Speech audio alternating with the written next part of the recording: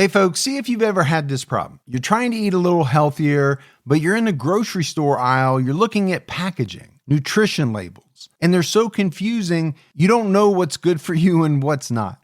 Well, this is why I love Thrive Market, my go-to online grocery store for getting all of my healthy essentials delivered, and I don't even have to leave my couch. Finding better options for the whole family is easy with Thrive Market's Healthy Swap Scanner. Just scan a product and it instantly recommends healthier swaps. This is how my wife and I found our new favorite snack, IQ bars. Sometimes I eat one in the morning with my coffee, sometimes just later on in between meals. They also have so many on-site filters that make it simple to shop by the needs of everyone in the family. Maybe you have someone who needs gluten-free food, somebody that has a peanut allergy. Well, no more scouring ingredient labels when you can just filter it all on Thrive Market. My wife and I often use the high protein filter to stock up on things like Sieti chips. Ready to make the switch? Go to thrivemarket.com/TCAT for 30% off your first order, plus a free $60 gift.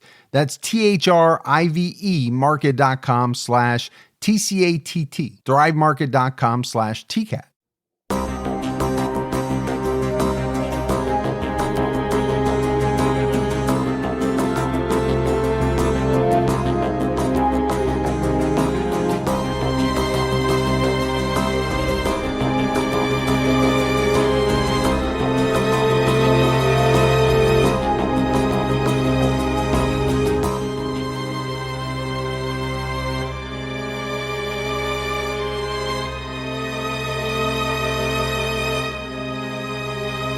Hello, everyone, and welcome to episode 363 of the True Crime All the Time podcast. I'm Mike Ferguson, and with me, as always, is my partner in true crime, Mike Gibson. Gibby, how are you? Hey, man, I'm doing good. How about you? I'm doing pretty well. Good. I know you're a little bit under the weather. Yeah, a little bit. But I think we'll make it through it. This is our second to last episode of 2023. We're taking next week off, Christmas week. That's right.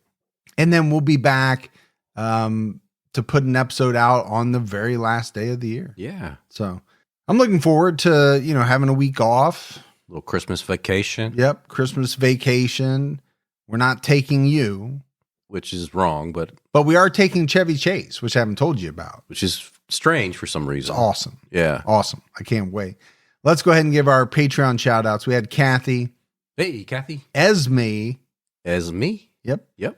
Or Esme. I don't know. There's 5 or 6 different E's there at the end. I'm going to go with Esme. Okay. Yeah. Debbie Garcia. Hey, Debbie. Elizabeth Hodge. What's going on, Elizabeth? Mary. Hey, Mary. Evelyn. What's going on, Evelyn? Shannon jumped down to her highest level. Oh, good old Shannon. Paige Bullock. What's going on, Bullock? Kimberly Kaylee. Hey, Kimberly. John S. What's going on, John?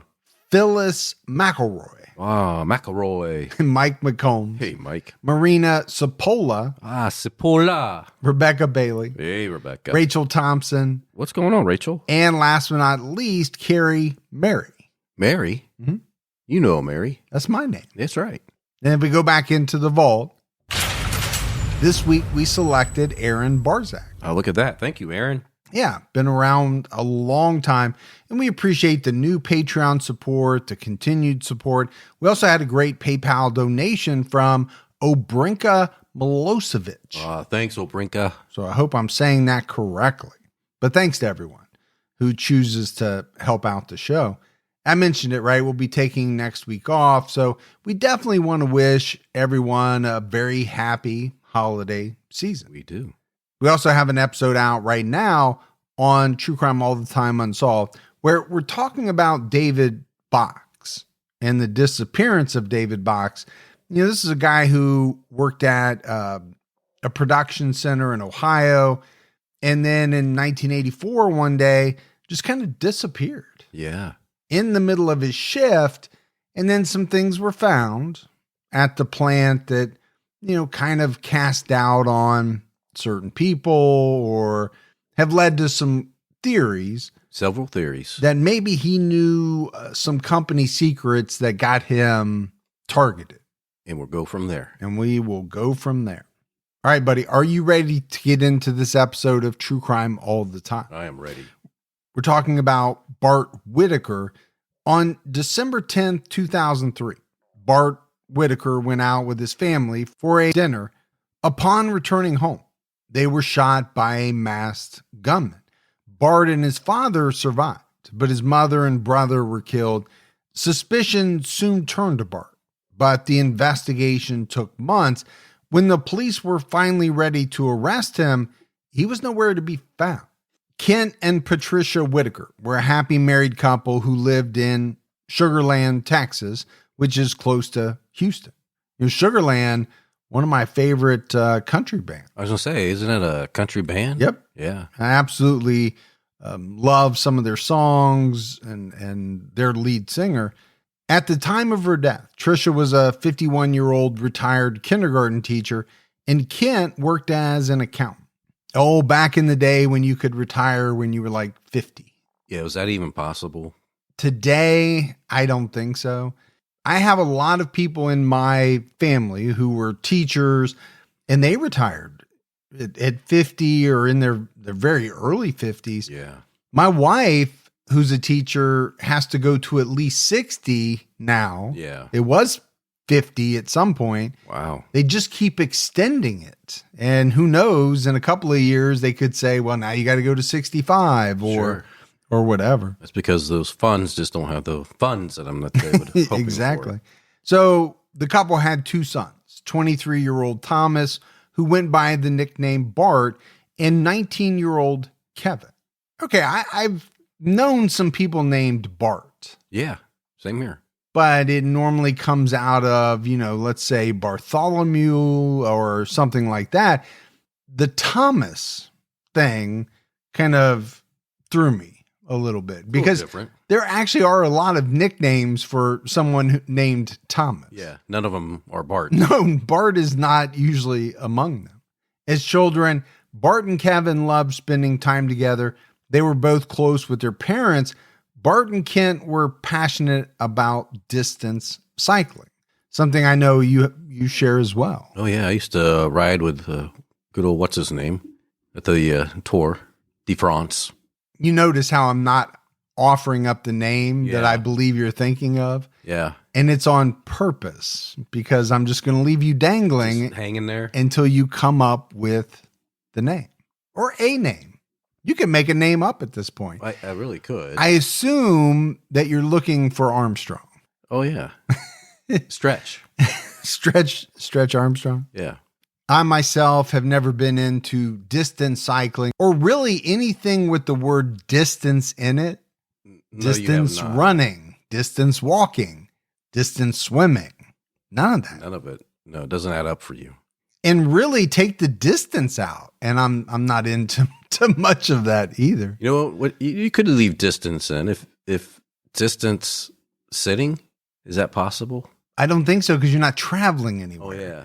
Now duration maybe. Oh, duration. Length sitting, of time. You would be king. I would be king of that if that was a sport. Yeah. We have to have like Guinness come over and. Did you just say Guinness? Or Guinness. Guinness. Yeah. Kent described Kevin as the more sensitive of the two. He told CBS 48 Hours Kevin was a man at a young age. He would not back down from injustice, but he would be so quick to forgive. Okay, a couple of good traits there, right?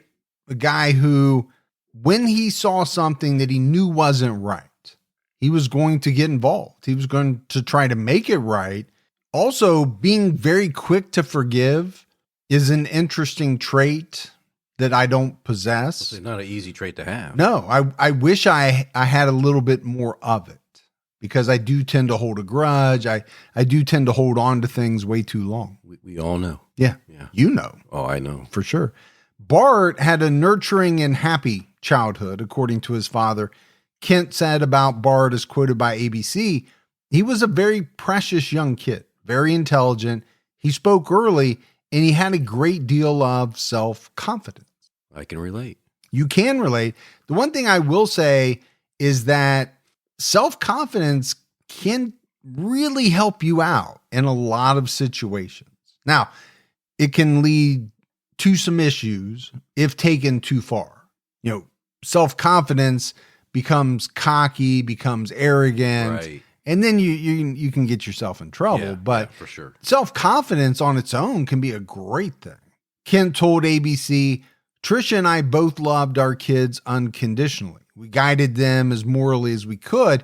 We were active in both of their lives and we were supportive. So when I look back, I don't see anything glaring that would have caused something to go wrong.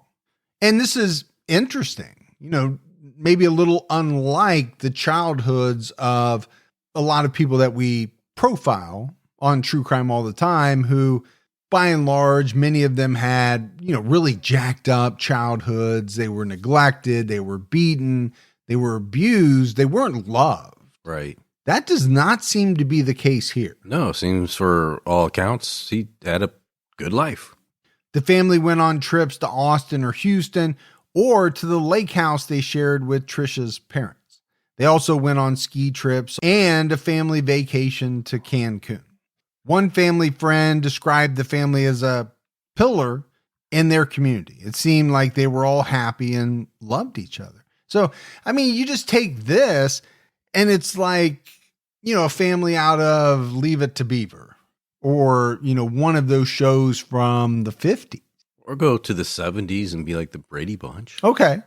I got you there. Now, we know that what parents think are happening with their children is not always correct. They don't always know everything. That's true. And then the other thing is, you're talking about family friends and neighbors and people looking from the outside. Well, they may not have the whole story either. That's very typical. By 2003, Kevin was a sophomore at Texas A&M. He wanted to join the university's Corps of Cadets. Bart attended Sam Houston State University. He transferred from Baylor in late 2001. So a couple of good schools, a couple of good sports schools, right? Texas A&M, Baylor. On December 10th, 2003, Bart announced to his parents that he finished his final exams and would be able to graduate. Okay, that's a big deal, right? There is a lot of pressure on some of these final exams. And with two girls in college right now, I hear about it quite a lot. Oh, yeah. My two girls just finished up a semester. They both had final exams and they were worried about them because they did count for a lot of their grades. But I think they did okay. They did good. I gave them the earpieces. Mm-hmm. So you could talk them through it. We got through it, and I'm like a Billy Madison situation. Exactly. But this would be good news, right? For not only Bart, but for his family as well. The family decided to go out to dinner in Houston to celebrate. Everyone had a great time that evening. They took pictures to document their celebration. And Kent and Trisha gave Bart a $4,000 Rolex watch as a graduation gift. That's a pretty nice gift. It is. It's also a heck of a deal.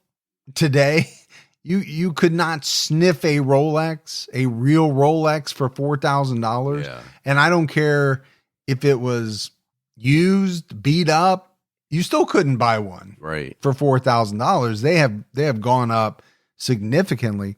When they got home, Bart got out of the car and ran down the driveway saying he needed to get his cell phone out of his car.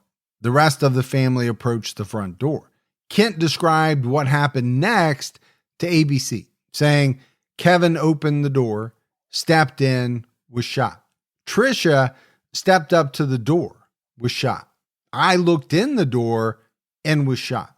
In his 2009 book, Kent wrote that he heard a loud noise, but he didn't immediately think it was a gunshot. Trisha shouted, "Oh no," and then they heard another shot.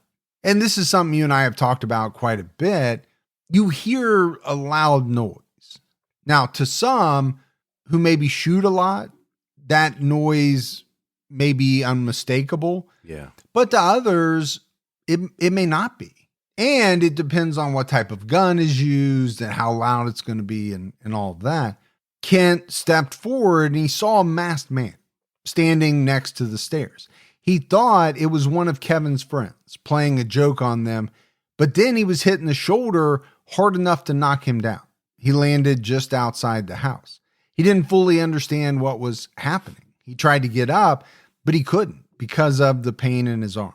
And to me, this is, a nightmarish situation. One thing I think a lot about is, okay, how do I protect my family? I take great precautions to do that. Sure you do. I've talked about it numerous times. Yeah. So for me, this is worst possible scenario. Kent wrote, I called to each of them, but got no response except for a few quiet, wet coughs from my wife, Trisha. Although I couldn't see her from where I had fallen, I knew that it was her because when I had first tried to get up, I saw her blonde hair splayed out on the threshold of our home's front door. Though I had never heard that kind of cough before, I instinctively knew it was the sound of a person trying to clear lungs filling with blood. The silence coming from the dark house was horrible. My God, I thought, he shot us all. After he was shot, he prayed that even if it was his time to die, his family would be safe. Okay, I'm going back to my nightmarish situation. As a husband, as a father, you want to take care of your family. Of course. And the sense I'm getting here is just a complete sense of helplessness. What can you do? You've been shot. Other members of your family have been shot. Sounds like maybe your wife's dying. Yeah, it does sound like that. I mean, this is not a Die Hard movie where the hero is always going to triumph, right? Real life isn't like that. The Whitakers' next door neighbor, Brandon Stanley, heard the gunshots and called 911. Brandon's father, Cliff, ran to the house. Cliff Stanley told CBS that he went up to Kent, who said, I'm bleeding very badly. He checked on Trisha next. She told him he shot us. She didn't say who he was. Bart had also called 911. He reported that he was shot in the shoulder and chased the unknown shooter away. Kevin Whitaker died moments after he was shot, and Trisha died on the way to the hospital. Kent was taken to the ICU, and Bart sustained non-life-threatening injuries. So we talked about, what was a bad situation. Now 2 of the family members have died. Yeah. Another family member in the ICU. Yeah. And then you have Bart, who was injured, but, not to the point where his life was in danger. The police were worried that an armed gunman was on the loose, so they put out an alert to warn local residents. They initially thought it was a robbery gone wrong, but their opinion changed when they fully investigated the house. And I could see, why they would maybe initially think that. Okay, the family comes home, they surprise a burglar. Right.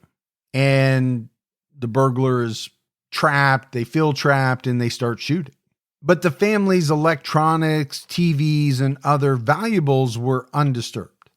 Drawers had been pulled out in the primary bedroom, but they were pulled out evenly, not haphazardly as if someone was in a rush and they were rifling through them. Has to be a problem for the investigators. Well, when you say problem, I think it is from the standpoint that it's not fitting what they thought the initial scenario was. If you think about it, if you're in someone's home, which you shouldn't be, but if you are, and you're ransacking the place, are you pulling drawers out completely, turning them upside down, or are you sliding them out, looking through them and leaving them at a pretty equal distance to the others? Is it possible? Yeah. Does it seem likely? No. And I think for investigators, they go back to years and years of crime scenes that they've looked at, robberies they've probably seen, and they start to think something doesn't look right here. The murder weapon was found in the kitchen. It was one of the family's guns. The gun safe in one of the upstairs bedrooms had been pried open. According to CBS, the gun safe was put in an isolated portion of the house, which indicated the killer knew where it was beforehand. And I found that to be, pretty interesting as far as statements go. Okay, can you pry into certain gun safes? Yeah, not all gun safes are made the same. No. Some are super sturdy and some you can put together yourself. But it didn't sound like, this gun safe was kind of out in the open in a place where someone would just happen upon it. The police were kind of surmising that whoever got to it, they knew exactly where it was. Which would have anybody looking at this case say, what's going on here? Doesn't look like it's really a robbery. Somebody knew where the gun was. I think it takes the investigation in a different direction. Yeah, I think at the very least, you start to focus on family members, friends of the family, people who, had been to the house, knew the layout, knew what was in there. And you move away from more of a complete stranger who had never been in the house type of theory. Detectives decided to look into Bart's school records the day after the shooting. The Sugar Land PD learned that Bart was not a graduating senior. He was a freshman on academic probation. So basically, Gibbs, he had been pretending to go to school full time for the past 3 years. Wow. I remember when I pretended to go to summer school all summer, and then my mom found out, and that was not good. Did she spank your little bottom? Just say it was not good. It was not good. Yeah. Now, I can tell you right now, if I found out that I had been paying for 3 years of college that one of my daughters was not attending, then you know what is going to hit the fan. And it sounded to me as though the family was paying for his education. They had some money. They gave him a $4,000 Rolex. So I'm just kind of making that assumption. But if they were paying for it, where was the money going? Were they giving it to Bart, who was then saying, okay, yeah, I paid my tuition. Right. But he really didn't because he wasn't going. I had friends that would take the money, sign up for the classes, and then there was a period of time where I guess you can withdraw. Mm-hmm. And then they would take the money back. Yeah. And they would use it for other things. Sure. And then their parents didn't know. Well, I think their parents probably eventually found out, but. Well, you just said I guess you could withdraw. Yeah. I would have thought you would have known all that given, how much higher education you have under your belt. But it seemed like you were unsure how some of that worked. Maybe. A Sam Houston State University spokesman later said that Bart took classes in the criminal justice program through spring 2003, but he was still a freshman based on his credit. So, that tells me either you're failing a lot of classes, you're not scheduling, much of a workload, you're not taking many classes, or you're just not taking any for certain periods of time. I'm taking a class a quarter. It's going to take you a long time. It is going to take you a long time.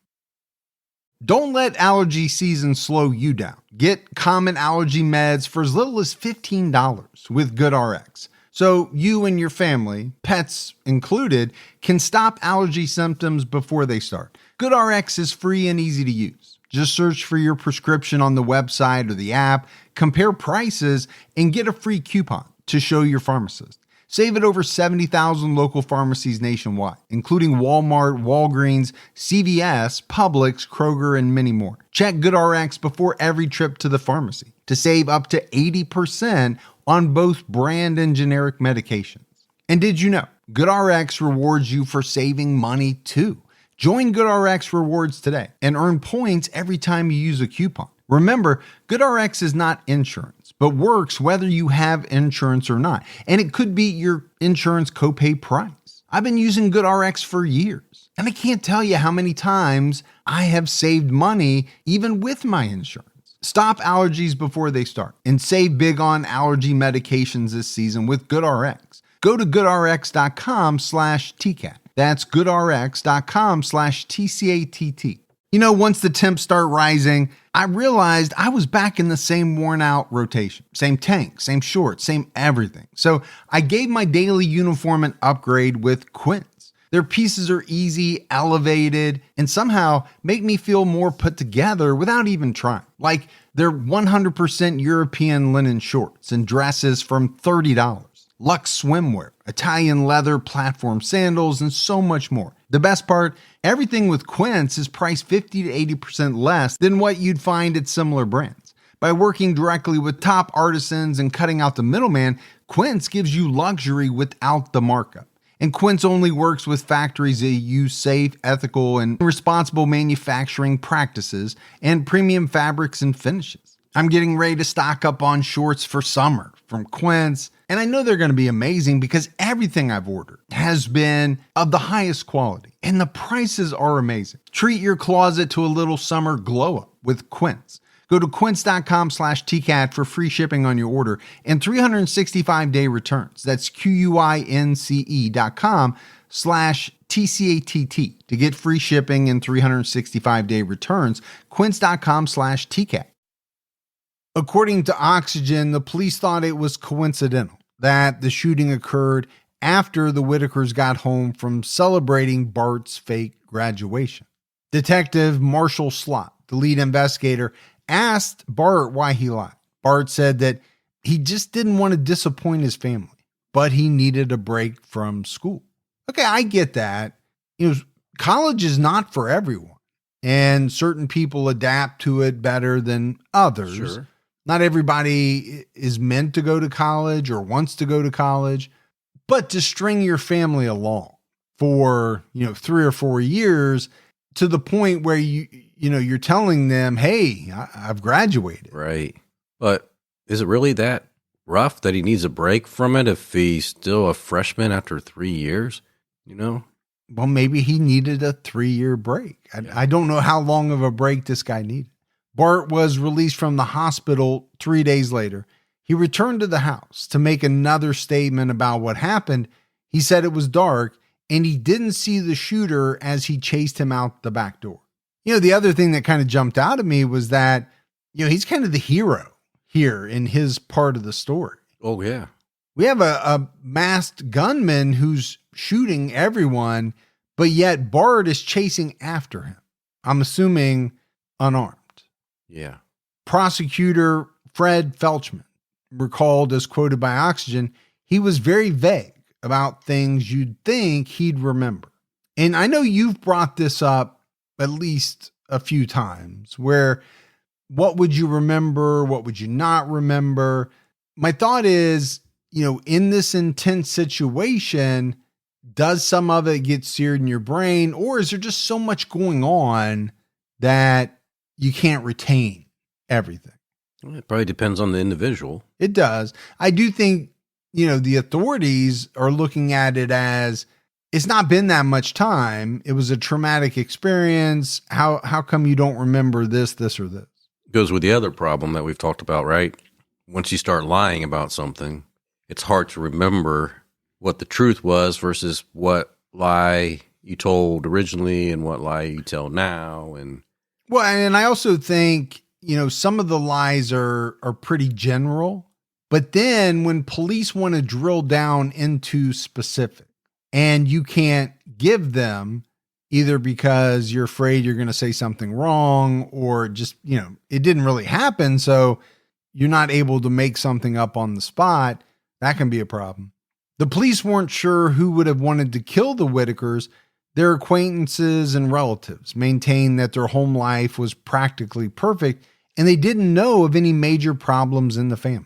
I think you can say that about a lot of families. Mm-hmm. Not saying that they had enemies, or problems, but you really never know. No, there's no way if you're on the outside looking in. However, the police discovered a 2001 Waco police report from a woman who claimed that Bart talked about killing his parents. Officers visited Kent and Tricia, but they weren't concerned with what they thought were empty threats. Now, we're going to find out this is a little bit of foreshadowing here. Yeah, not too empty threat, is it? No, but if you're mom and dad, is that going to be easy to believe that one of your children wants you dead? No. I think for most people, it's going to be very difficult to think that's true. I think you'd be like, that doesn't make any sense. Why would my child want me dead? 5 days after the murders, Bart's former roommate, Adam Hipp, went to the Sugar Land police station to make a statement. He explained that he briefly lived with Bart, and that in 2001, Bart talked about having his family killed to inherit their assets, which included their home and $1 million in life insurance. Bart offered him a portion of the money if he agreed to shoot them. So we got more stuff coming out of the woodwork. Yeah, and if this is true, obviously it's pretty damning, because you can talk about, why would someone who seemingly has a good home life, a good set of parents, want to kill them. Right. But then when you start to figure out he's been lying to them for 3 years, and, maybe he's desperate for money, and there's a lot of it there. Yeah, it seems to be. A home, $1 million in life insurance. That's a lot of money to a kid who's stuck in his freshman year after 4 years of college. Yeah, he just needs to get rid of his mom and dad and siblings. Hip spoke to Detective Marshall Slott for 3 hours and drew a diagram of Bart's plan. Slott described it as a blueprint for what happened on December 10th. So, it's kind of interesting in that obviously he must have been pretty comfortable with this guy, Adam Hip. Yeah. To even broach the subject of paying him to kill his parents. But then it must have gone a little ways, at least for him to share the details. And then when police look at what happened later, the details kind of are the same. I always wonder how these killers get so relaxed with certain individuals and do that, right? Share their plan. And because I think, well, what if it doesn't go the way you want it to go? And what if this person thinks, I can't believe you're asking me to kill people. Yeah. I'm going to the police. How do you know they're not? Well, exactly. I think that's to your point. How do you broach that subject? How do you feel comfortable? The police informed Kent that Bart was a suspect. Kent told CBS, I considered it, but didn't consider it seriously. He promised me that there was nothing to it, that he did not have anything to do with it, that he loved Trisha and Kevin and me. It was inconceivable. And I would think, again, to most parents, it would be. Yeah, even up to this point, that is, Kent still saying, I just didn't want to believe it. Kent and Bart moved back into the house after the funerals.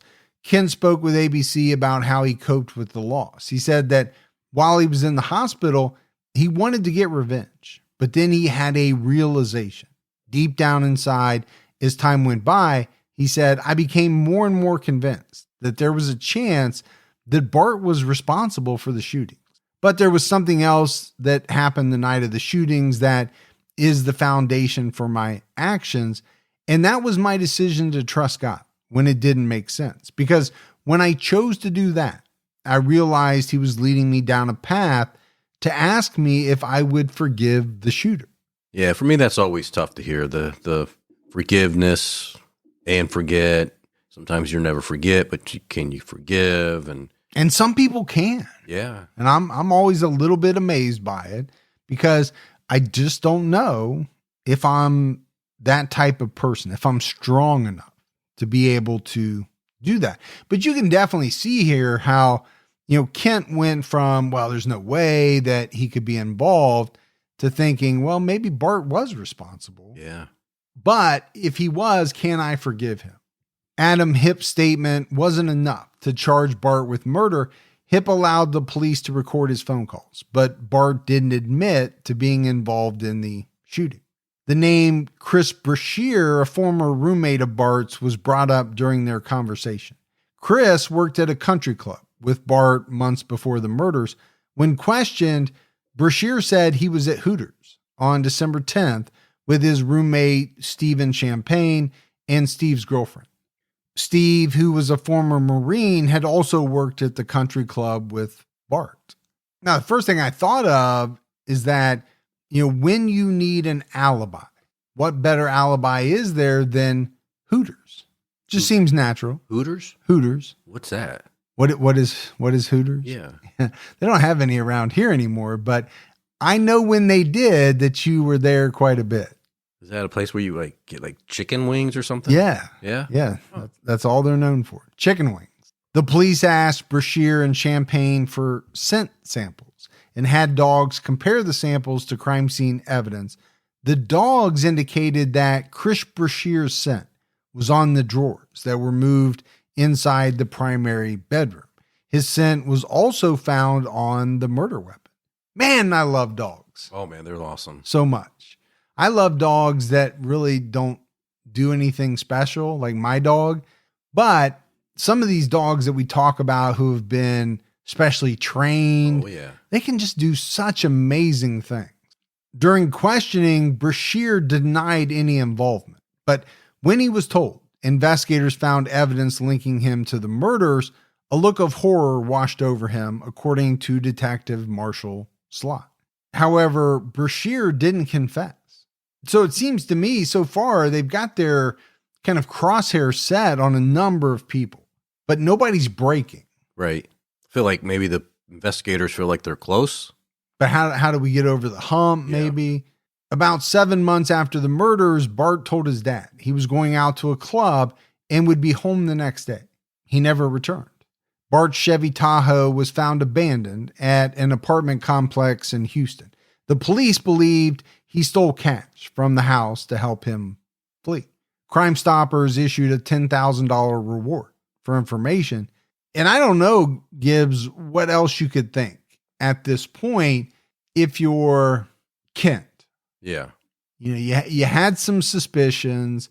Did he feel safe when he was staying there with Bart? For those 7 months? Yeah. Because if you had a suspicion that your child tried to knock everyone off for insurance monies, I don't know that I'm going to be sleeping with both eyes closed.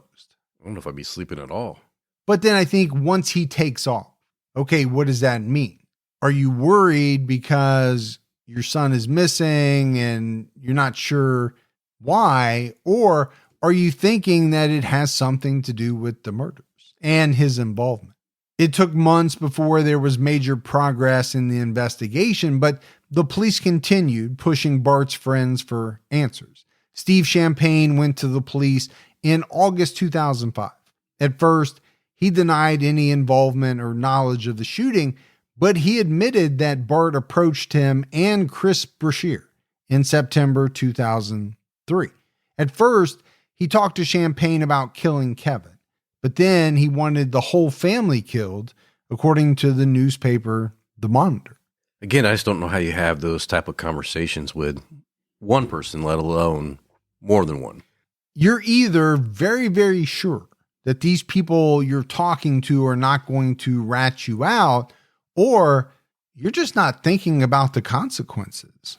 And what kind of people are you hanging out with if you feel like you can ask several of them, hey, thinking about killing the family, want to be involved, want to help out, I'll give you a couple grand or whatever. I don't know, maybe it's time to reconsider your network of friends. Well, maybe they too were, 4 or 5 year university students, still a freshman academically. Yeah. Maybe they were all floundering. I don't know. So it turned out that Champagne was the getaway driver and Brashear was the shooter. He followed the family to the restaurant and waited in the parking lot while Chris entered the home and disabled the alarm using the code Bart gave him. He waited for the family to come home and shot them. Champagne parked his car a couple of blocks away and fled the scene with Brashear after the shooting.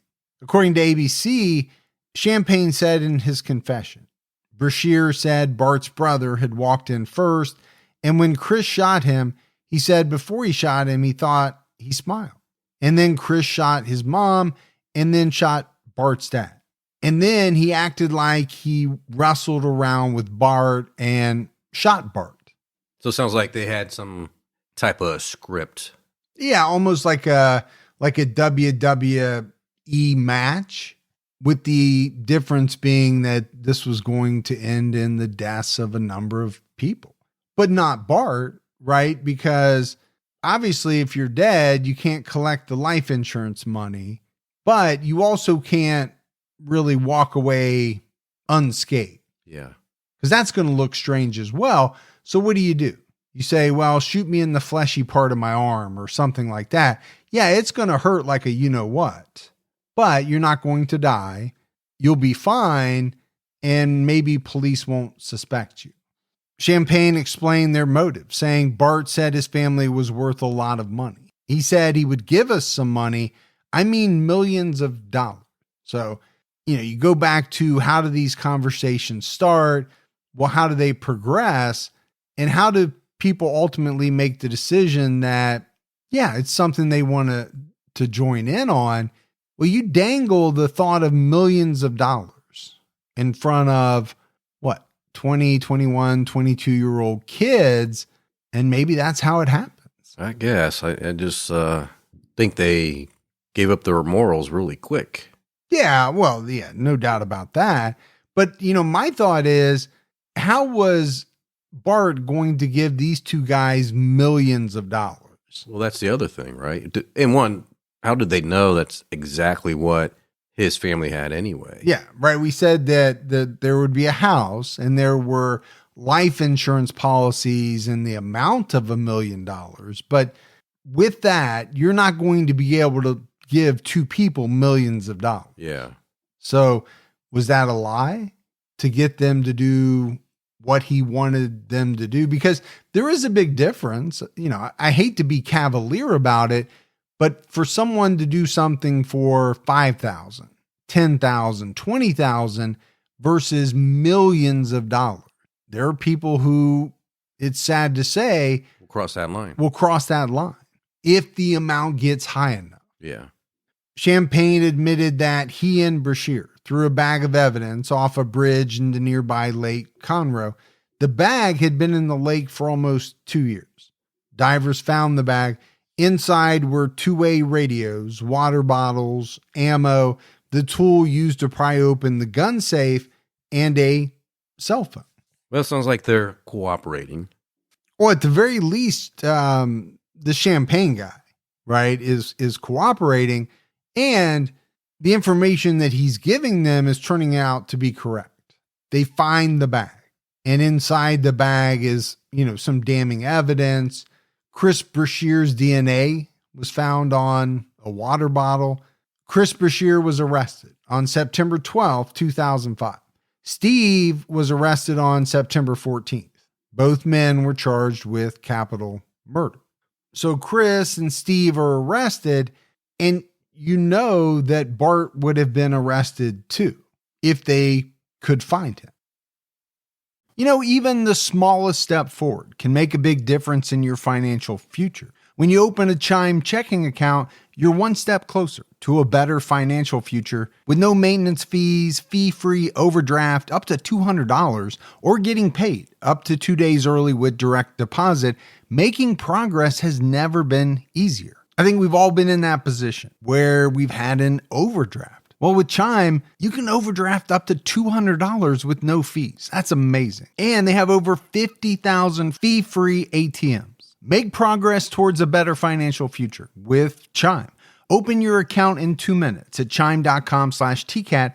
That's chime.com/TCATT. Chime feels like progress. Banking services and debit card provided by the Bancorp Bank N.A. or Stride Bank N.A., members FDIC. Spot me eligibility requirements and overdraft limits apply.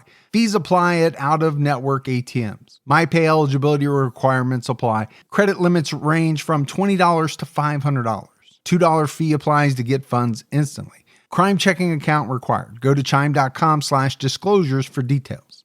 True Crime All the Time is sponsored by BetterHelp. Folks, therapy can feel like a big investment, but let's think about the state of your mind. It's just as important as your physical health. Traditional in-person therapy can cost anywhere from $100 to $250 per session, which adds up really fast. But with BetterHelp Online Therapy, you can save, on average, up to 50% per session. With BetterHelp, you pay a flat fee for weekly sessions, saving you big on cost and time. And you get quality care at a price that makes sense and can help you with anything from anxiety to everyday stress. Your mental health is worth it, and now it's within reach. I've used the BetterHelp service for years. And I love the fact that, I can connect with a therapist in a comfortable spot in my home on my laptop. With over 30,000 therapists, BetterHelp is the world's largest online therapy platform, having served over 5 million people globally. Your well-being is worth it. Visit betterhelp.com/TCAT today to get 10% off your first month.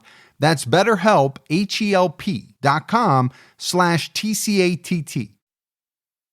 Days later, a man named Rudy Rios called the police to report that over a year earlier, Bart Whitaker paid him $3,000 to assume his identity and travel to Mexico. Okay. It's a way to throw the authorities off a little bit, potentially. Yeah, apparently Bart had worked with Rudy at a restaurant in Houston. Bart told him about the pressure law enforcement was putting on him. Rudy told him he could help him and that he had family in Mexico. Rudy helped Bart travel to a small town called Cerralvo. Rudy heard about the $10,000 reward for Bart's capture, and he wanted that money. He was recorded saying in a phone call per CBS, "If there's a reward, I don't care. I'll turn his ass in." Well, he did what he did for $3,000. He allowed this man to assume his identity. Right. He helped him get away to Mexico, even though he knew law enforcement was kind of looking into him. Is it a surprise that he would then turn around and turn him in for $10,000? And to me, it's not at all. It turned out that less than a week after Bart talked to Rudy, he stole $7,000 in cash from his house, paid Rudy, and fled to Mexico. He had been living in Cerralvo, just 40 miles from the Texas border, for a little over a year. Bart rented a small apartment in town and told everyone his name was Rudy Rios. He even started dating a girl named Cindy Lou Salinas, who he met at church. Cindy told 48 Hours, "I don't know. I found him very interesting. He just had something nobody had." Maybe she saw a little bit of the frog demon. Maybe she did. And had never seen that in someone else. I don't know. Cindy's father, Homero Salinas, gave Bart a job at his furniture store. He said Bart was a good worker and that he held him in high esteem. Bart became friends with Cindy's brother, Ubaldo. He told him that he was in the military and that the scar on his shoulder happened when he was shot in Afghanistan. He claimed that most of his group were killed in a surprise attack. He shot at one person, but was then shot in the shoulder, which is how he got the scar. He said that he went AWOL after the shooting. So, he's got a lot of lies. Yeah, here. he's good at making up stories. Yeah, and you almost have to be, right, to go on the run, to stay on the run, to keep people from getting suspicious and kind of turning you in. You need to be a master manipulator, liar, all of that. As long as you can remember what you're telling them. Bart became close with the Salinas family. He told them he grew up as an only child and that his mother never loved him. The Mexican authorities helped U.S. law enforcement find him. Bart was finally arrested in late September 2005 and charged with capital murder. Bart was extradited to the U.S. on September 24th. Kent told CBS that the first time he saw Bart after his arrest, he said, "Dad, I'm just so sorry. I'm so sorry for all of it. It's all my fault." Of course it is. Yeah, there's no doubt it is. But, if you're Kent, what are you doing with this information? I think it's a little late for sorry, but if Kent wanted to find forgiveness, maybe this is helping that out. I just think it would be extremely tough. He's still your son, but he's also admitting to the fact that, he played this major role in the death of your wife and your other son. On October 3rd, 2005, Bart Whitaker, Chris Brashear, and Steve Champagne were indicted for capital murder. Bart's trial started on March 3rd, 2007. He offered to plead guilty in exchange for 2 life sentences, but prosecutors rejected the deal because they felt he wasn't remorseful. They chose to pursue the death penalty. Wow. Pretty strong statement. It is. When you think you can get a guaranteed 2 life sentences. Now, I don't know if those were life sentences without the possibility of parole, and all of that would be important information. I don't have it. But for them to say, you know what, you don't seem remorseful at all, and we are going after you. Yeah. The prosecution argued that Bart was the mastermind behind the shooting and that his motive was greed. And it's hard to think that those two things aren't true. You have these statements from these other people who were involved, essentially admitting their role, admitting Bart's role, and the money that was to come out of it. Now, Bart's defense conceded that he was guilty, but they asked the jury to spare his life. So it sounds to me like, going into this, Bart and his defense team knew that he wasn't getting acquitted of these charges. Right. He was going to be found guilty, so much so that he offered to plead guilty, right up front in exchange for 2 life sentences. And then, when it came to his defense, they couldn't really, I guess, mount a defense around the fact that he wasn't guilty. So they concentrated all their efforts on, trying to get the jury not to give him the death penalty. Steve Champagne testified against Bart. As mentioned, Bart approached Steve and Chris about 2 months before the murders and offered them part of a $1 million insurance policy if they agreed to help kill his family. He was the getaway driver, and Bashir waited inside the house to kill the family. That night, Bashir got into the car and confirmed that he shot the entire family. So now, they're saying, okay, he's going to get $1 million, of which he's going to share some of that with them, with us. But earlier on, he had talked about getting millions of dollars. So this does make a little bit more sense because, like I said, where was he going to get millions of dollars? Right. Now, we do know that there were life insurance policies totaling $1 million. So if he's saying you're going to get part of that, then that would make sense.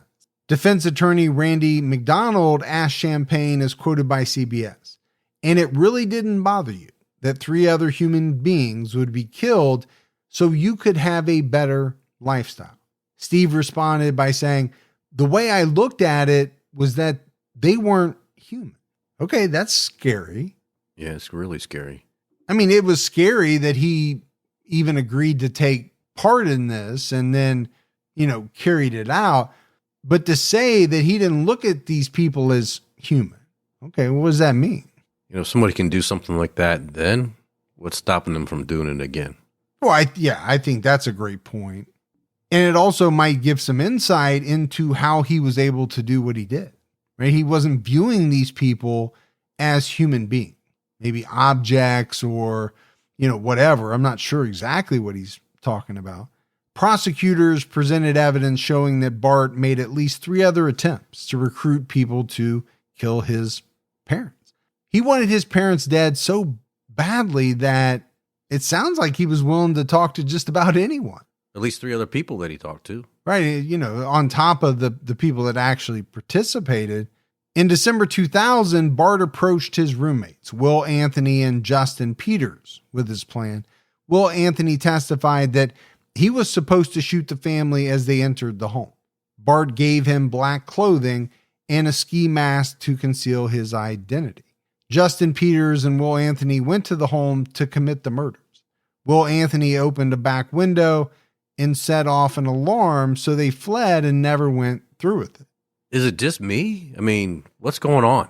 That there's so many people willing to do this. It's greed, man. It's greed. It's, it's money. But as we often talk about, how much money is it compared to ending multiple people's lives? And man, you really don't look great when you have to admit in court that you were willing to do it. Yeah, if it wasn't for that damn alarm going off, they might have shot him. Yeah. About 2 months after this, Bart approached Adam Hipp. Hipp testified that he agreed to kill the family, saying per CBS, I'm not proud of it, but for the simple fact I was kind of interested to see how far he would take it. Okay. Number one, he's not proud of it, nor should he be. Ever proud of it. But then, he kind of has to add on this little caveat, which is, I just really was interested to see how far he would take it, almost sounding as though at a certain point he was going to pull back. Yeah. And not let it go all the way. Who knows? Well, you still look like a jackass. Sure you do. For even agreeing and considering it and trying to attempt it. CBS reported that all of these young men came from well-off families and were considered all-American boys. They were not hardened criminals who had done something like this before. So it doesn't sound like they're hard up for funds. No, and I think that's the other thing. Number one, these weren't, guys with long rap sheets, right? Who had been doing bad things for years and years and years. And I think number two, to your point, I'm not even sure they needed the money. So yeah, they might have wanted the money, but they weren't hard up for money. No. Is the way it sounds. The prosecution told the jury that on April 5th, 2001, Kent Whitaker called the Waco police to report that his son Bart had been missing for a day. Bart was a student at Baylor at this time. The police looked into it and spoke to an acquaintance who overheard him say he was going to Houston to kill his father. Bart left with another man who was going to try to talk him out of it. The informant was Bart's friend, Jennifer Jaffet. She asked Bart if he was serious about it. He hugged her and told her everything would be okay. Jennifer called the police, which is what you should do when someone starts talking about a plan to kill their father or their family. Anyone. But I do keep going back, Gibbs, to it's like this guy was telling everyone. Yeah. Whether he was trying to recruit them, or I think with Jennifer, he was just kind of telling her. Maybe he was bragging. I don't know. Now I'm kind of getting a sense why he probably didn't finish college. I don't think he was bright enough. But he did a lot of things that, don't scream Stephen Hawking. Right. Let's put it that way. The Waco police called the Sugar Land police, who notified Kent and Trisha. Kent told CBS that he and Trisha thought there's no way. Bart was found the next day in Austin. He said the informant misunderstood him, and he was actually talking about a TV movie about the Menendez brothers. Well, you got to come up with something. Oh, yeah. And I think he had a way to convince his mom and dad, that's not anything I was trying to do. I would never do that. Right. And is it that hard to convince parents? Because, like we said, they don't want to believe that in the first place. No, they don't. So a little bit of reassurance probably, convinced them easily. The case was closed after the police spoke to the parents.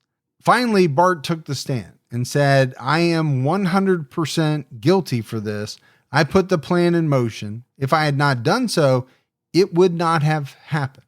All right. This might be the first 100% correct statement that we've heard Bart make. Yeah. Finally. But why is he making the statement? Is it because he's already admitted defeat, right? When it comes to being convicted, and, he's laying this out for the jury in the hopes that they'll be compassionate. Yeah, he's trying to save his ass. Yeah, save himself from the death penalty. That's my thought. His defense asked him why he did it. As quoted by CBS, Bart testified, I've come up with a lot of the reason, how I got to where I was going, but they do not explain it. I always felt that whatever love they sent me was conditional on a standard that I just never felt I could reach. All right, let's break this down for a minute.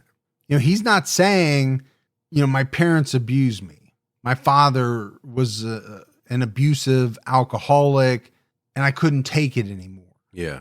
He's saying that I always felt that my parents' love was conditional and I just couldn't live up to their standards. And what kid hasn't felt that way at some point in their life, whether it was true or not? You don't always think that the rules your parents hand down are fair. You sometimes feel as though you can't do anything right. You can't live up to, how they expect you to be and act and behave. I think we've all gone through some of that. Oh, sure we have. But how many of us have thought about a plan, let alone put a plan into motion and recruited other people to carry out that plan, which involved killing our parents, killing our whole family, really? I think that's where it just becomes so hard to understand, how people can do this. Is it hard to believe that people have dark thoughts? No, because I think a lot of people have dark thoughts from time to time. Yeah, occasionally. About, being mad at someone, wanting to hurt someone. But the difference is, do you cross that line from maybe some dark thoughts in your head to acting them out in a very violent way? That's the difference. I have dark thoughts about you every week. Oh, I can feel it. When I'm editing. Yeah. But you quickly forget. And I make the decision that, no, I can't act on these thoughts. Because, deep down, I love Gibby. He's my guy. And yes, he drives me up the wall, but I shouldn't hurt him. And he also has this crazy set of skills. But that's true too. Is that part of it? Maybe. Bart's defense attorney asked him if he would hurt anyone else. Bart answered no. The only people I've ever hated, and I know it was not for the right reasons, but the only people I ever hated were my parents and my brother. Such a strong word. Yeah. He hated his parents and his brother to the point where he decided murdering them or having them killed would be his best option. Bart was convicted of capital murder on March 5th, 2007. On March 8th, the jury voted for the death penalty. So, you can see, and it makes sense why early on he would have tried to plead guilty in exchange for a couple of life sentences, but it didn't happen. And he got death. Jury's not going to hear it. No. On September 19th, 2007, Chris Brashear pleaded guilty to murder and received a life sentence. Stephen Champagne was sentenced to 15 years. So Chris apparently was allowed to plead guilty and, received a life sentence. The trigger guy. He was the actual trigger man. But I think the way that most people look at it is that Bart, as the mastermind, put everything in motion. So without Bart, none of it happens. It's true. After Bart's conviction, Kent Whitaker pushed to have his sentence changed to life in prison. Both Kent and Bart said he was a changed man, that he was remorseful and took responsibility for his actions. Well, we know that Kent wanted to forgive. He did. So this is probably part of that action. In 2009, Kent published his book, Murder by Family, the incredible true story of a son's treachery and a father's forgiveness. That year, he and Bart did interviews with ABC's 2020. Bart once again admitted responsibility, saying, "I wanted them dead. It was my idea." He talked about how he went out to dinner with his family that night, knowing a killer was waiting inside their home. He said, "I don't really know a better term for how I was feeling other than I was on autopilot. I wasn't even aware of myself." I feel like maybe he was saying he was just kind of floating there, just knowing about what was about to happen. Yeah. But unemotional about it. Yeah. Bart admitted that he ran inside and pretended to catch the shooter. He was shot in the arm, so he would look like he was the victim too. It was to distance me from the guilt. But also, I think on an internal level, it was me realizing that there was no way that I could come out of this physically unscathed. And we talked about that, right? What are the chances that, 3 members of your family are shot, 2 of them are killed, and you're not even wounded? Probably not that great. So during the planning process, there was part of the plan where he would be shot, but in a location that would not be life-threatening. I still don't know how someone comes to the idea that they're going to chase down this cold-blooded killer who's armed. Right. With and nothing. With nothing. Bart told ABC about his escape to Mexico, saying, "I was desperate and I grabbed that stick that was floating my way instead of drowning." Bart continued appealing his case over the following years. In 2013, a lawsuit was filed on behalf of Bart Whitaker and death row inmate Perry Williams, challenging Texas's execution protocol and the drugs used for execution. And if you remember, back during that time period, there was a lot going on in the country about, the drugs used to carry out these executions. Bart's lawyers asked the court to delay execution while the case was ongoing, but the Attorney General's office sought to continue with the scheduled date. On February 15, 2018, the Texas Appellate Court rejected Bart's appeal, arguing that he shouldn't be executed because the jury was wrong in determining he would be a future danger to society. Can you blame a jury for thinking that this guy would be a danger in the future? No, if you're willing to kill your own family, who aren't you willing to kill? What line are you not willing to cross? Now, Right. I think what he was trying to say was that I'd never hurt anyone before. I had no designs on killing anyone other than these people that I hated who happened to be my family. That you happen to talk to, 3, 4, 5 people about killing? And ultimately recruit some of them. But I could see where a jury is not buying that. That means, well, you wouldn't hurt anyone else. Right. Because to your point, if you can do that, then you can do just about anything. And who's to say that there's not going to be someone else down the line that angers you to the point where you decide, you know what? I think I need to kill this That's person. right. Let me go find somebody to do that for me. 5 days later, on February 20th, 2018, the Texas Board of Pardons and Paroles voted unanimously in favor of commuting Bart's sentence to life in prison. And it was said that this was the first time since 2009 that the Board of Pardons and Paroles voted to recommend a lesser sentence for a death row inmate. I'm guessing they took his dad's statement in consideration. Yeah, they probably did. I also think, this is Texas. Once you're sentenced to death and a jury makes that determination, it sounds to me like the Board of Pardons and Paroles, they don't overturn that very often. Kent Whitaker spoke at a press conference before the vote was announced and said, per the Texas Tribune, victims' rights should mean something in the state, even when the victim is asking for mercy and not vengeance. Okay, I get what he's saying. He's the victim. He is. Should he have some say, or at least should his opinion and his thoughts carry a lot of weight when it comes to, what should happen to the perpetrator of the crime against him and his family? I think it should all be taken into consideration. Yeah, I think it's a part of the process. Yeah, and I think to your point, they must have taken what he had to say pretty seriously. Keith Hampton, Bart's lawyer, asked the board to listen to Kent Whitaker because he was the one who was affected the most by the crime. And that was absolutely true. Bart was scheduled to be executed at 6 p.m. on February 22nd, 2018. Texas Governor Greg Abbott commuted his sentence to life in prison less than an hour before he was supposed to die. That's cutting it close. And I always wonder, how those days go. How tough is it to wake up that morning and know that in X number of hours you're going to die? Yeah. And then 1 hour before you're scheduled to die, you find out that you're not going to.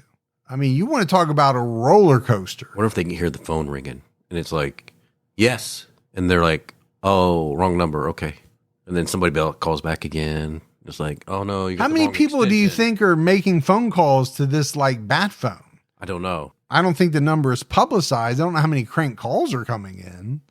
Governor Abbott said in his statement, In just over 3 years as governor, I have allowed 30 executions. I have not granted a commutation of a death sentence until now. The murders of Mr. Whitaker's mother and brother are reprehensible. The crime deserves severe punishment. For the criminals who killed them, the recommendation of the Texas Board of Pardons and Paroles and my action on it ensures Mr. Whitaker will never be released from prison.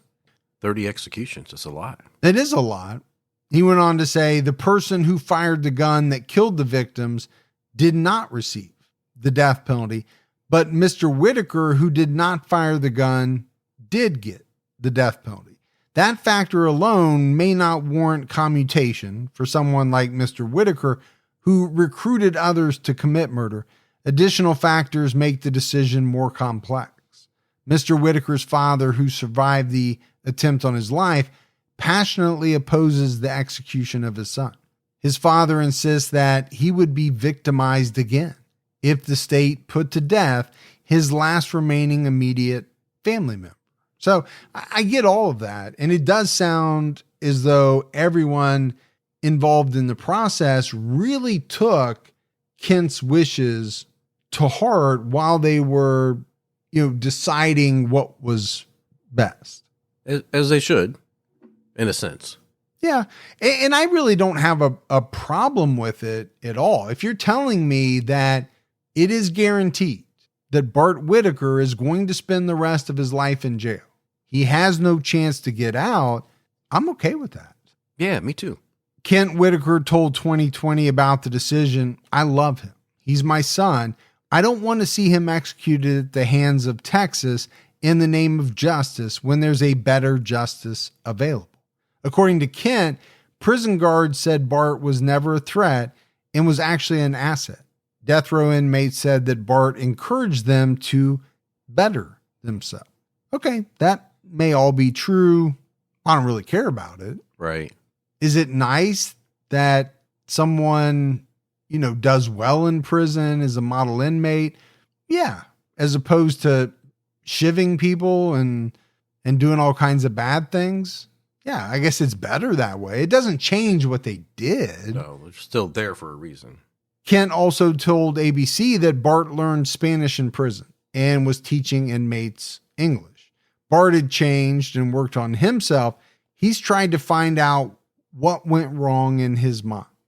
Kent noted, there's a mental illness issue here that we still don't understand. Well, hopefully in prison, he'll find people that can help him. I don't know if they offer that in prison. You would hope that they do. In January 2019, Kent Whitaker contacted CBS and said that 11 months after Bart's sentence was commuted, he was still in solitary confinement and had not been reclassified. Texas Department of Criminal Justice Director of Communications issued a statement explaining that Bart was transferred on the night of his clemency and assigned a new unit at the appropriate custody level. So they have their own custody levels that they believe the inmate should be in, right? Based on why they're there. So I'm guessing at this time, meaning at that time, they felt that solitary confinement was the best for the prison. Yeah, if that's what he was in. I mean, this person is not even confirming that that's where he was. He's just saying that, he was assigned to the appropriate custody level. In 2019, NBC affiliate KPRC reported that Bart managed to publish a book online, despite the fact that he had no internet access or computer. Well, that's kind of a feat, to be honest with you. Kind of tough to do, but he did it anyway. The book is titled, Who Fears Hell Runs Toward It? On the Christian Metaphysical Foundations of the American Penitentiary and the Missing Image of Resistance in Foucault's Discipline and Punish. It's a very long title. It's way too long. Yeah, you're going to lose people on that title. Yeah, I think if I was this guy's editor, my first recommendation would be to pare down the title. It needs to be a little more catchy and it needs to make a little more sense. You got to draw people in. Yeah. If you want them to read it. Andy Cahan, the director of victim services and advocacy at Crime Stoppers, found that the book was being sold on Amazon. He said that the book was murderabilia, which is tangible items like art, autographs, letters, books, etc., produced by high-profile killers. Cahan said that mail is the most common way inmates send out items for publication. So my thought is he must have written all of this down, mailed it out to someone who then published it on Amazon. Well, I have several books out on Amazon. No, I was not aware of that, actually. I'm surprised you don't publicize them more to get people out there buying them. I have to be careful because of the subject matter. Oh, okay. Well, now people are just going to go look for them. I actually do have a couple of books out published on Amazon. The Texas Department of Criminal Justice responded in a statement that they were aware of the book and it was being investigated. The Department of Criminal Justice noted that inmates have the right to write what they want because of the First Amendment, but there are restrictions on selling it. Previously, the U.S. had a son of Sam law. The law was enacted in 1977 because of serial killer David Berkowitz. Prison officials feared he would sell his rights for books and movies. The law was in effect for 23 years until the Supreme Court ruled it unconstitutional because it restricted speech. If you search the book title on Amazon, there is one search result. The author is Thomas Bart Whitaker, MA, and you can order a used paperback copy for $38.84. Not something that I'll be ordering. No. But I am always amazed at, some of the used things on Amazon and the prices associated with them. I collect those Funko Pops, right? Yeah. And my wife said, because she's now into The Walking Dead with me, she said, why don't I get you some of those Funko Pops? I said, you can, but they're like hundreds of dollars. Yeah.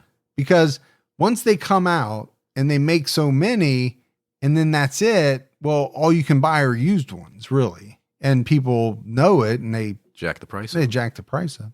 Bart Whitaker is currently 43 years old and still incarcerated in Texas. His accomplice, Chris Brashear, is also incarcerated in Texas.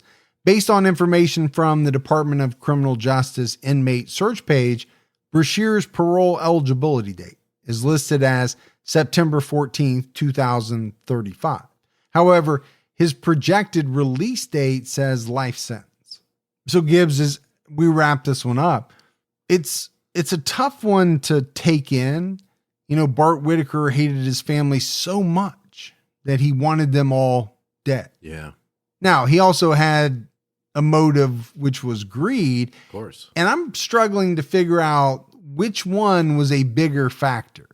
He hated his family and wanted them dead, or he wanted them dead because he wanted all this money. Yeah, you're saying, if he hated them, but they didn't have all this money, would he have went through on it? Yes. Yeah.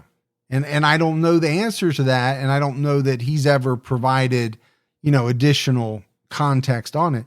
Kent Whitaker was able to forgive his son and they continue their close relationship. I mean, Kent is, sounds like an amazing person to be able to do that. We've said, I don't know if I could do it. You don't know if you could do it, but for whatever reason, he found a way to do that. Well, now I'm normally talking about people that are not family members. Obviously, this is his son that we're talking about. He still did something absolutely horrible, but at the end of the day, it's still your son. So, I do understand this one a little bit more. I don't know how I would react in the same situation. What I do think would be very hard for me is to forgive, let's say, a stranger. Right. Who murdered my family or something like that. There'd really be no reason for me to forgive them. I don't want to have a relationship with them, obviously. Kent became an advocate for Bart, and he really is one of the main reasons I think that Bart was not executed. So I think when you take a look at this case and the reasons why it's captivated people, for the most part, it's this contrast between Bart's cruelty and his father's love and forgiveness. And you've touched on it a couple times. This Kent Whitaker, he's kind of an amazing guy. Yeah. To be able to do what he's doing. But that's it for our episode on Bart Whitaker. We got some voicemails, Gibbs. You want to check those out? Let's hear them. Hello, Mike and Mike. My name is Gisele. I'm a listener from Brazil, and I have been listening for about 8 years now. And I just wanted to send you guys a voicemail and let you know that you have come so far in the TCAT podcast, in covering the cases and editing. You guys just get better and better at it every time. And I wanted to congratulate you for it, and also wish you guys and your families happy holidays.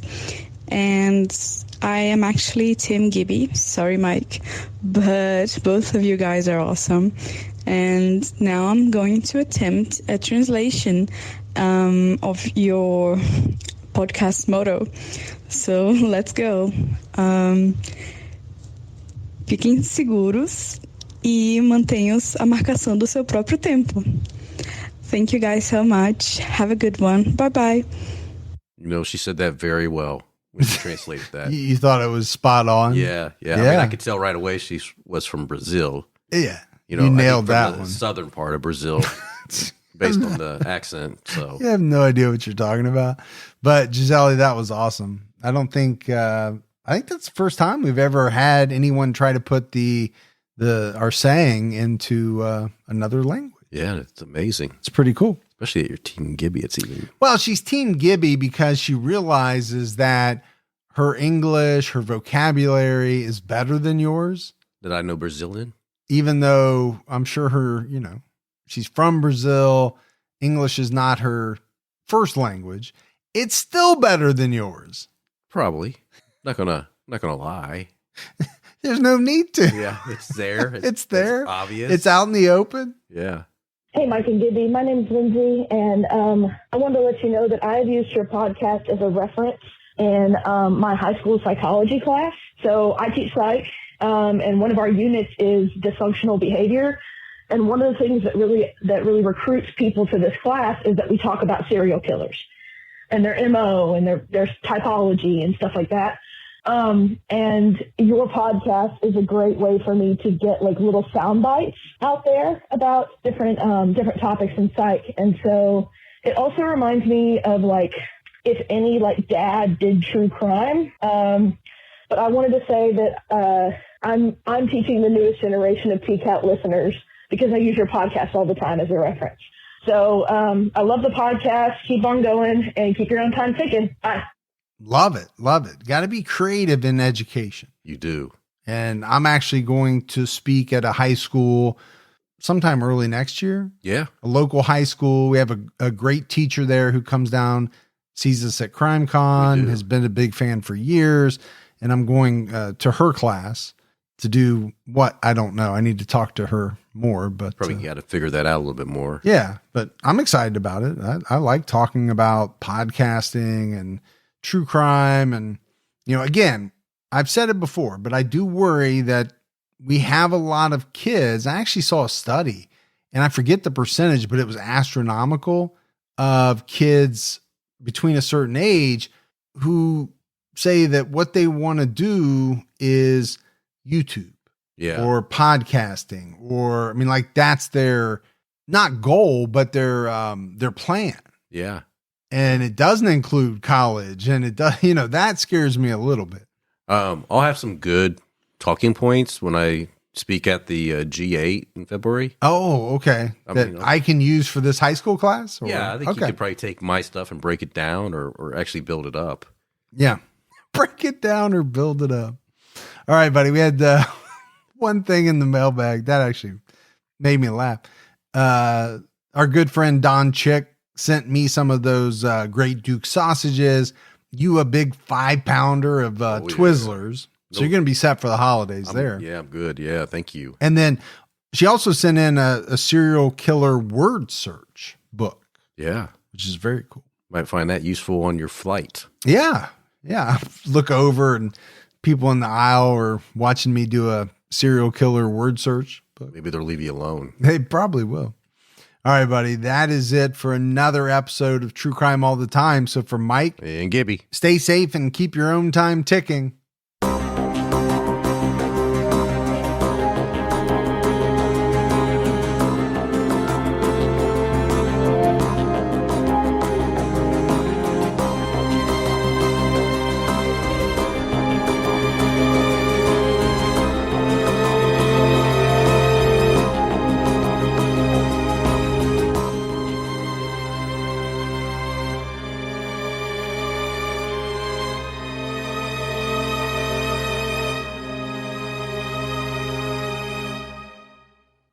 Inspired by the hit Wondery podcast Against the Odds comes the gripping guidebook, How to Survive Against the Odds, Tales and Tips for Animal Attacks and Natural Disasters. This might just be the most important book you'll ever read. Go inside life or death situations where everyday people survived nature's most extreme scenarios, and learn how you can too. In these tales, you'll hear about the grit, willpower, and know-how needed to endure shipwrecks, alligator attacks, earthquakes, and more. You'll learn from experts, including top doctors, about what happens to your body and mind in life-threatening situations. Plus, important tips on what to do, and equally important, what not to do when faced with a situation that is truly against the odds. Go to survivalguidebook.com to pre-order How to Survive Against the Odds today and get the perfect gift in time for graduation and Father's Day.